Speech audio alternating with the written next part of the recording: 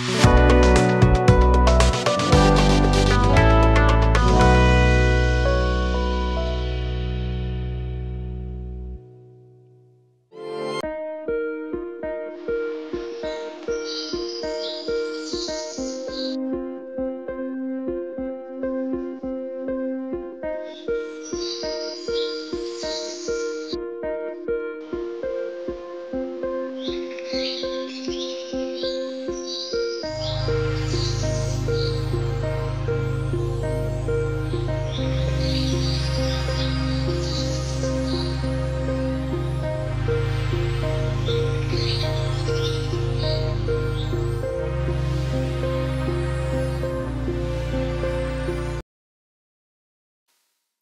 जीशु ख्रीष्ट अति बहुमूल्य नाम आपण समस्त को संपर्क इंडिया प्रस्तुत कार्यक्रम नुआ सकाल आशार आज अध्याय मुझे स्वागत जनाए। प्रभु आपण प्रत्येक को बाहुल रूपे आशीर्वाद करूँ।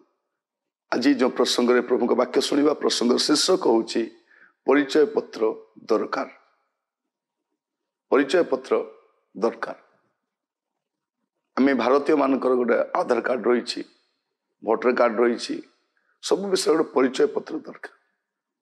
आज समय आप जो भी जातु आपण आधार कार्ड बिना जापर सब जगार लिंक करा दरकारी जगार अदरकारी जगार सरकारी जगार बेसरकारी जगार सब स्थान दरकार परिचय पत्र आवश्यक रही। आप एजरा पुस्तक देखिए से आप गुड़े वंशावली गुड़ाक देखिए लोक मानकर परिवार गुड़े विषय देखिए। आप पढ़ा समय खाली ना गुड़ाक पाइबे से वंशावली गुड़ाक पाइबे। थरे समस्या गोटे है वंशावली से परिचय पत्र मिलला नहीं। आप देखिए एजरा पुस्तक तार 2 पर्व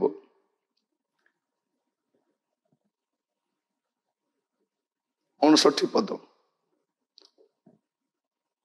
पुणी तेलमलह तेलदस्सा करूब अयन और लामेर ए सकल स्थान लोक आसिले मात्र से माने इस्राएल लोक बोली अपना अपना पितृवंश और गोष्ठीर प्रमाण दर्शाई पारिले नहीं। से लोक माने यही जथा से विवरण दि जाइए। एमाने कौन है जे एमाने इस्राएल वंशर लोक बोली से प्रमाण पत्र प्रमाण देखाई पारे नहीं। आप देखिए 62 पदरे एमाने वंशावली क्रमे गणति लोक मान मध्य आपण मान पितृवंशावली पत्र अन्वेषण कले मात्र पाइले नहीं।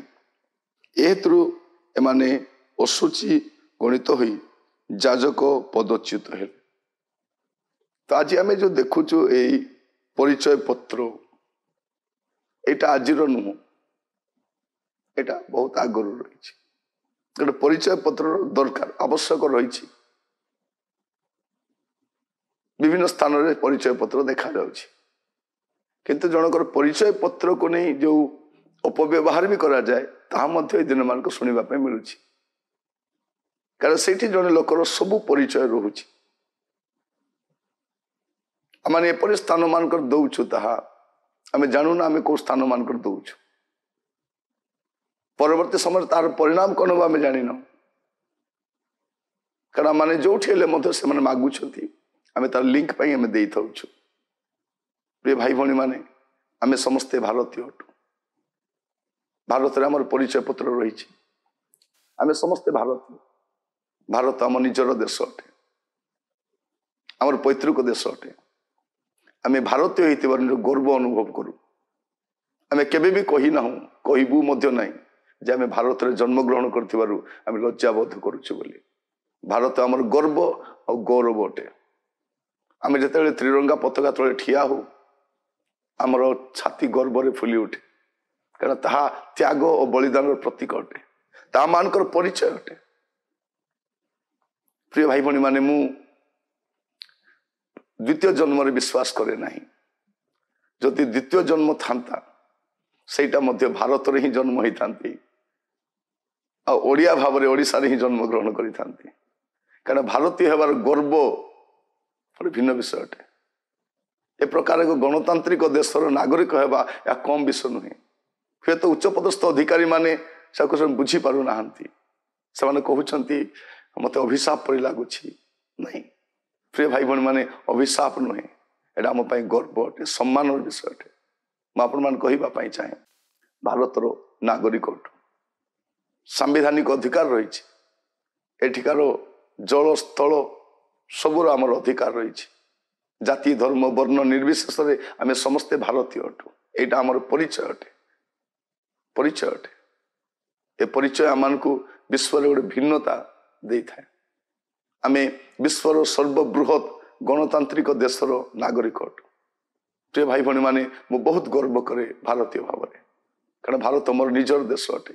ସେଥିପାଇଁ ମୁଁ ପ୍ରତିଦିନ ଭାରତ ପାଇଁ ପ୍ରାର୍ଥନା କରେ। ଭାରତର ଲୋକମାନଙ୍କର ଉଦ୍ଧାର ପାଇଁ ମୁଁ ପ୍ରଚାର କରେ। ଲୋକମାନଙ୍କୁ କୁସଂସ୍କୃତି ଭ୍ରଷ୍ଟତାରୁ ବାହାର କରିବା ପାଇଁ ମୁଁ ଶିକ୍ଷା ଦିଏ। ଦିନ ରାତି ନିର୍ଭୀକ ଭାବରେ ମୁଁ କଥା ହୁଏ। ଲୋକମାନେ ସତ୍ୟ ଜାଣନ୍ତୁ, ସତ୍ୟ ପରମେଶ୍ୱରଙ୍କୁ ଆରାଧନା କରନ୍ତୁ, ଠକାମିରେ ନ ପଡ଼ନ୍ତୁ।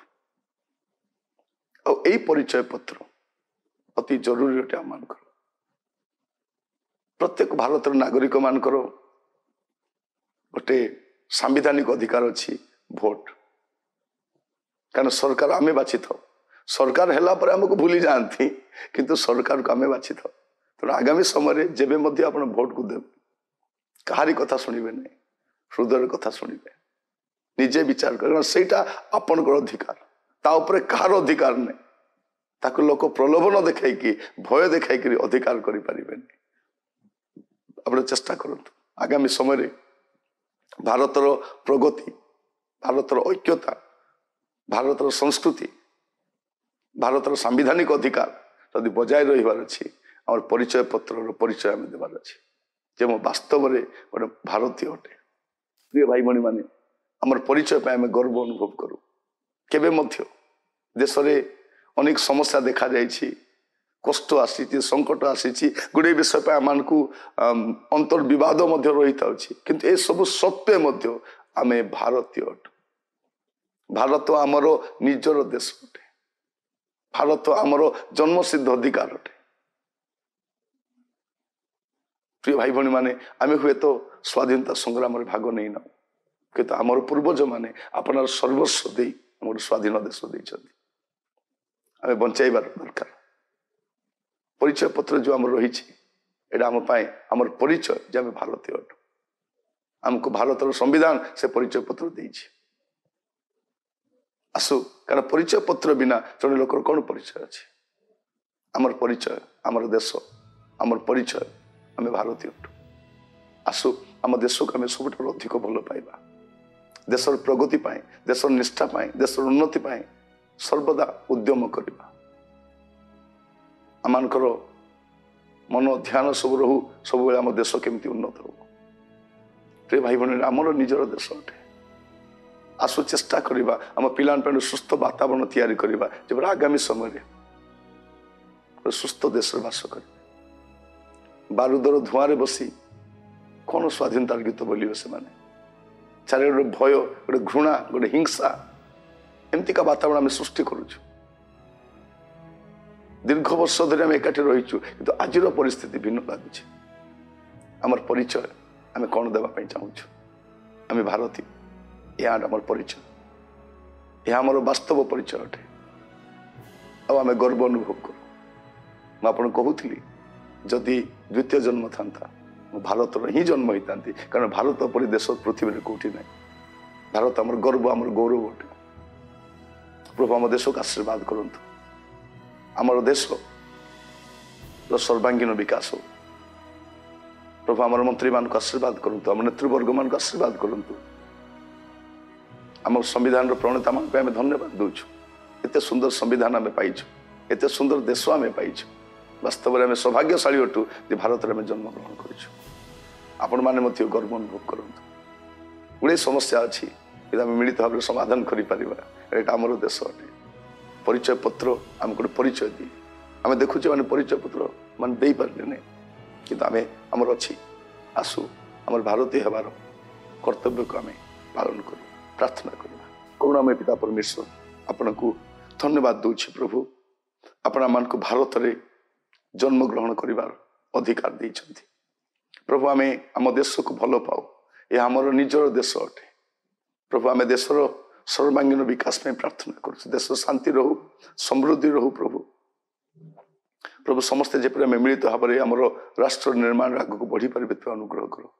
आमर देश नेतृवर्ग समस्त को आशीर्वाद कर। आमर देश आहरी उन्नत हो प्रभु। विश्व में सबुठ गोटे सम्मान सहित प्रभु आग को बढ़ा साहाय्य कर। समस्त जत्न नियो आशीर्वाद कर। प्रार्थना शुणी धन्यवाद यीशु को प्रिय नाम मागिली आमेन। प्रभु आपण मान प्रत्येक को बाहुल रूप आशीर्वाद करतु। नमस्कार।